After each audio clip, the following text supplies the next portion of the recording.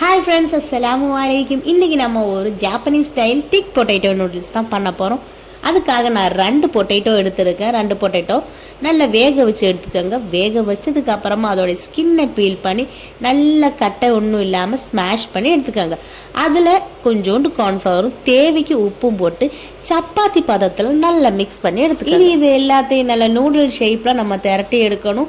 அப்புறமா அடுப்பில் கொஞ்சோண்டு ஒரு பெரிய பாத்திரத்தில் தண்ணி வச்சு அதில் ஆயில் போட்டு நம்ம பண்ணி வச்சுருக்க இந்த பொட்டேட்டோ நூடுல்ஸ் எல்லாம் அதில் போட்டு ஒரு 3 மினிட் பாயில் பண்ணி எடுக்கணுங்க.